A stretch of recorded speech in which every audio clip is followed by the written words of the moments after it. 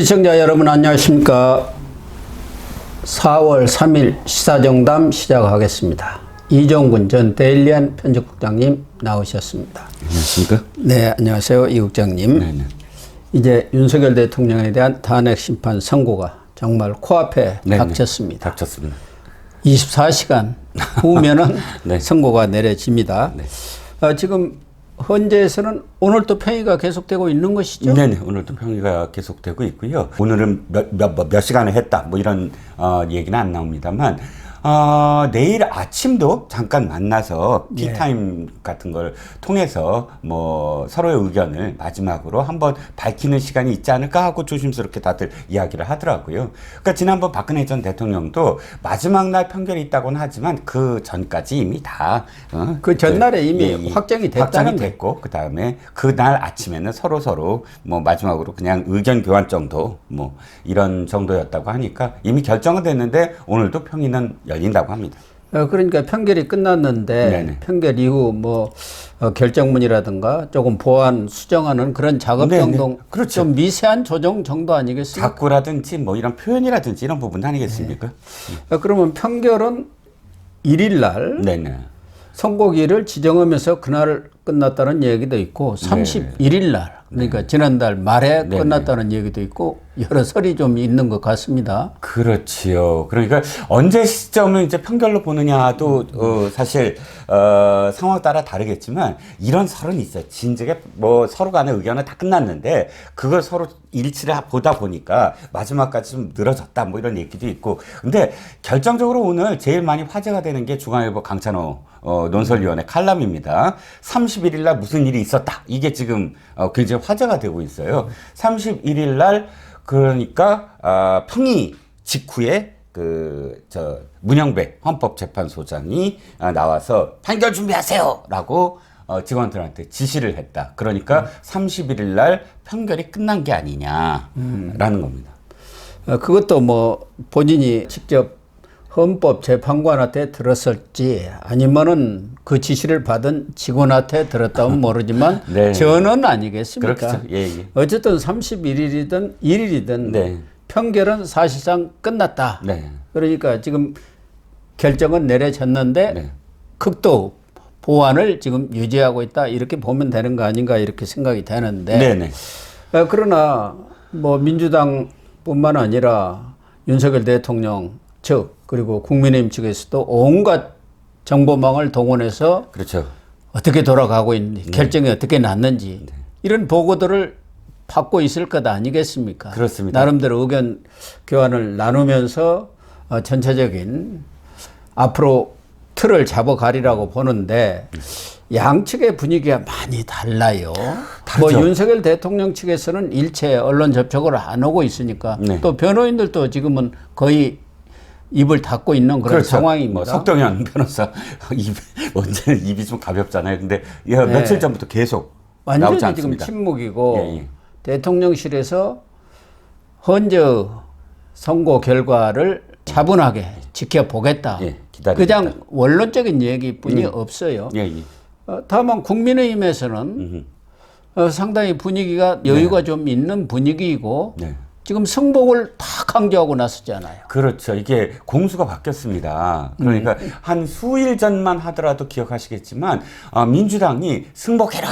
헌재 뭐 그 전한길 강사가 헌재를 지금 가만 놔두면 안 된다. 이런 식의 어떤 표현을 공격을 하면서 헌재 결정을 다 받아들여야 되는 거 아니냐라고 이야기를 했고, 근데 그때 당시 국민의힘이 여기에 대해서 적극적으로 우리가 승복하겠다 이렇게 얘기 안 했거든요. 그런데 지금은 결정적으로 바뀌었습니다. 분위기가. 어저께 권성동 원내대표가 승복이 곧 헌법질서다 라고 하면서 헌재 결정 나면 그 결정에 승복하는 게 헌법질서다 이렇게 표현을 했는데, 근데 참 이상해요. 이재명 대표의 표현이 갈수록 좀 거칠어지고 있다라는 겁니다. 어떤 의미냐면 지난 12일에는 언론 인터뷰에서 당연히 승복해야 한다. 이렇게 지난달 12일이죠. 그렇죠. 채널 A에서 한 얘기죠. 네, 이 얘기했던 바로 그 이재명이 어저께입니다. 2일 소상공인연합회 대회의실에서 기자들이 12일 날에 그 입장을 계속 견지하실 건가요? 했더니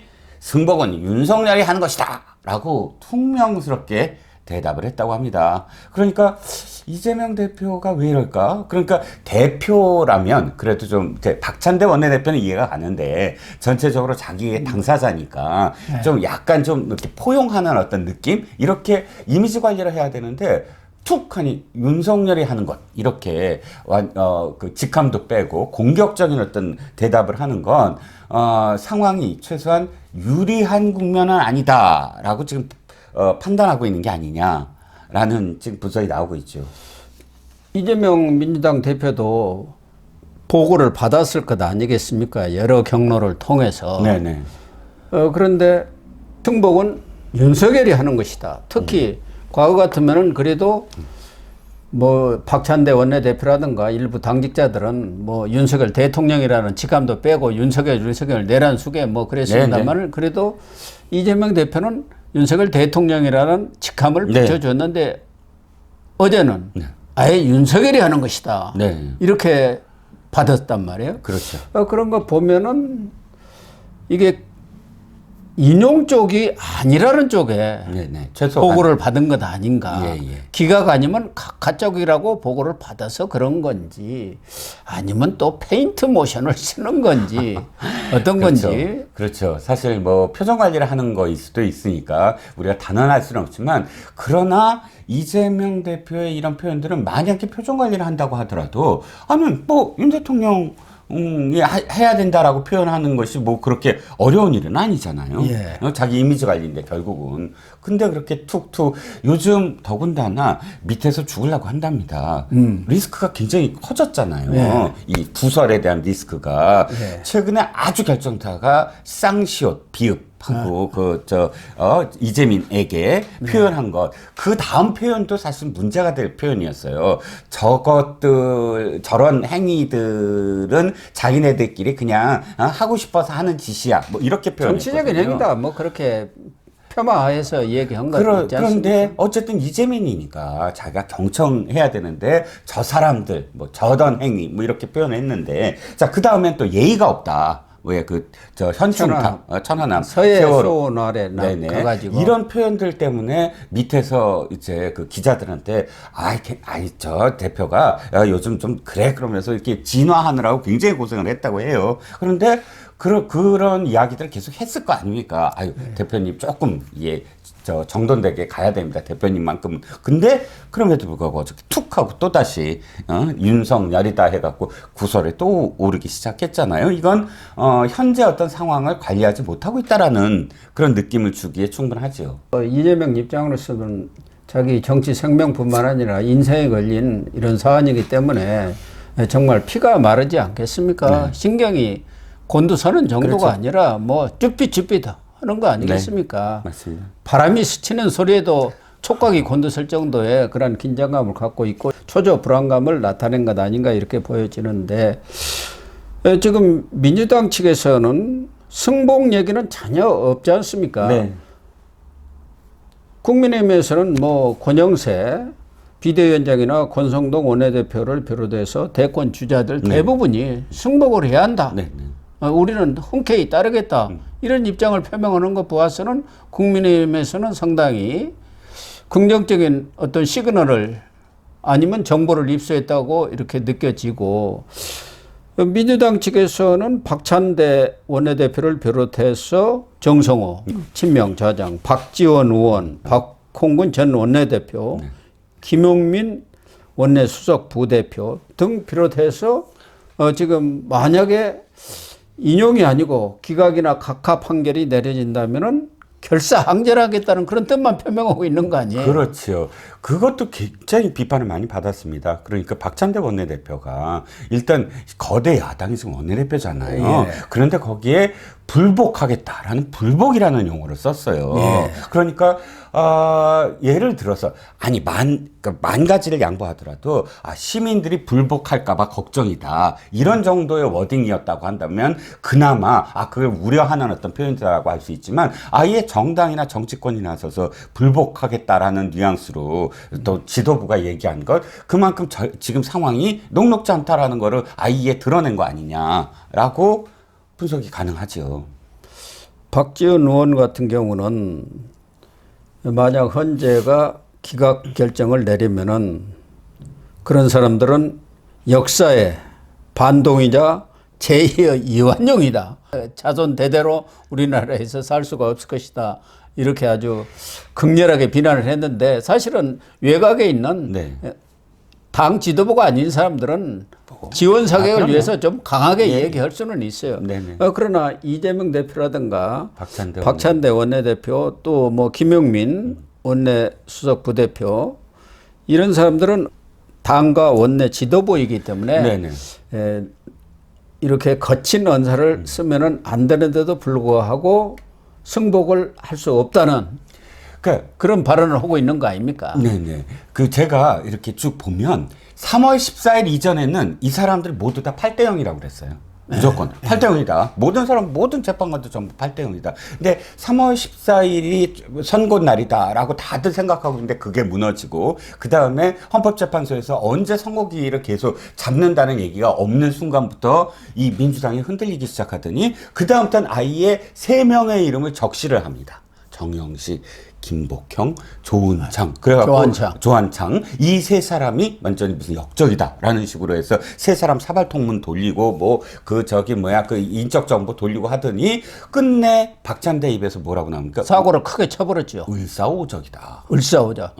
근데 그거 갖고도 말이 많습니다. 아니 을사오적이 지금 천기누설한 거 아니냐. 세 사람을 얘기했는데 을사삼적이지 왜 오적입니까? 물론 을사년에 오적은 맞는데 그걸 얘기한다 그래도 삼적이어야 되는데 을사 오적이면 5명이 지금 흔들리고 있는 거 아니냐라는 지금 별별 해석이 다 나옵니다만 어찌됐든 간에 표변한 거예요. 완전히 8대 0이라고 자신하던 사람들이 세 사람을 아예 공격적으로 적시하면서 이렇게 공격을 한다라는 건 그러자 뭐라고 했습니까? 이재명 대표가 헌법재판관들을 일일이 그렇게 해갖고 비판하는 건 부적절하다라고 또 제어를 했잖아요. 비공개 회의에서 특별 지시했다는 거 아닙니까? 헌법재판관들에 대해서는 일체의 폄하하는 운동을 삼가라.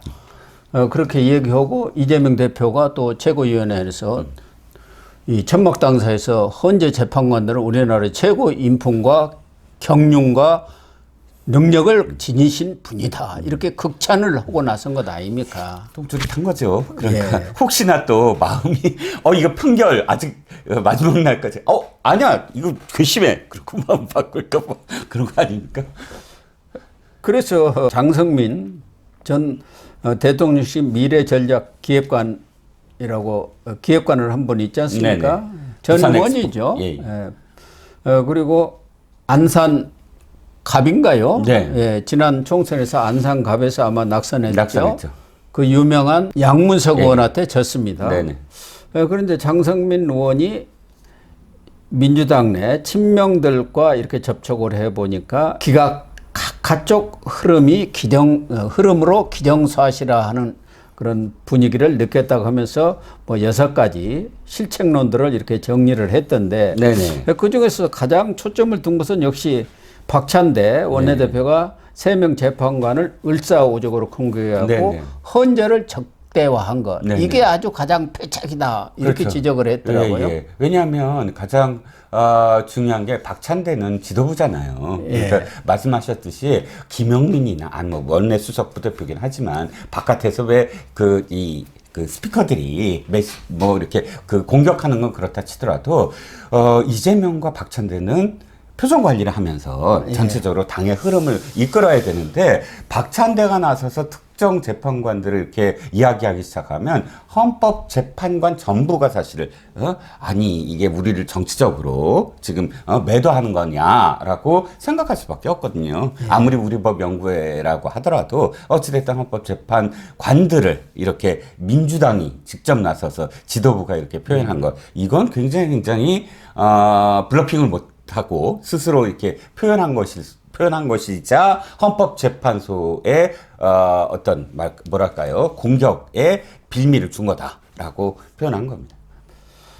그만큼 민주당으로서도 여러 정보를 입수한 결과 기각이나 가촉이 우세하다고 본 것 아니겠습니까?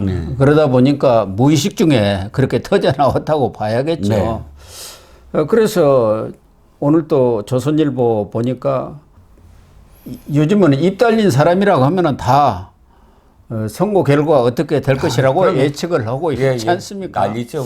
뭐. 그래서 4대4 각하, 5대3 기각, 6대2, 7대1, 8대0 인용까지. 뭐 없는 게 없을 정도로 다 지금 모든 경우수가 다 나와 있는데 지금 막판에 올라온 얘기 중에 하나는 5대3 각하설이 또 떠오르고 있습니다. 5대3 그렇죠. 각하설. 이게 왜 지금 좀 주목을 받냐 하면 숫자별로 얘기할 때 4대4는 각하가 많았고 4대4 그다음에 8대0이나 7대1이나 6대2는 무조건 인용이고요. 근데 5대3은 다 기각적으로 생각을 했거든요. 예. 그런데 5대3 각하가 5가 각하라는 거예요. 그러니까 이건 굉장히 드물죠. 왜냐하면 이게 5대3이 되려면 우리법 팀이라고 우리가 얘기하는 그 4명이 무너졌다는 얘기고 또 뭉쳐서 그러니까 또 하나 그 굉장히 중도적인 캐스팅 보트 역할을 했던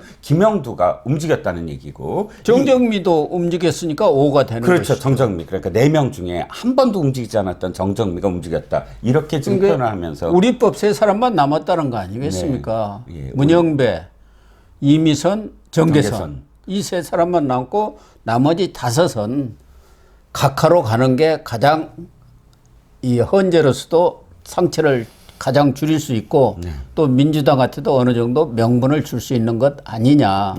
그래서 각하를 선택했다는 그런 설이 지금 가장 막판에 이것도 다 정보지를 할까? 찌라시에서 나오는 얘기입니다만 그러나 전혀 근거가 없지는 또 않거든요. 그렇죠. 그러니까 왜 각하선이 나오는 이유 중에 하나는 이겁니다. 각하선은 솔직히 말씀드리면 이쪽 그 진보적 그 재판관들도 선택할 여지가 있는 부분이 기각이 만약에 돼버리면 사실 일사부재리 아닙니까? 같은 걸로 탄핵을 또다시 실시하는 건 사실 불가능한데 각하를 해버리면 요건이 충족되지 않았으므로 다시 이제 그 되돌리는 셈이 돼서 다시 요건만 충족하게 되면 재탄핵도 가능한 거 아니냐. 뭐 이런 해석을 계속 하고 있었는데 이번에 5대3 각하서는 그래서 도리어 명분을 주는 거 아니냐. 민주당에 이런 얘기가 나오고 있죠. 예, 그게 지금 마지막으로 부상하는 설이라 할까요? 그런 것 같습니다. 마지막 카드로 이렇게 부상이 되는 것 같은데 그건 뭐 지금으로서는 예단을 할 수는 없습니다.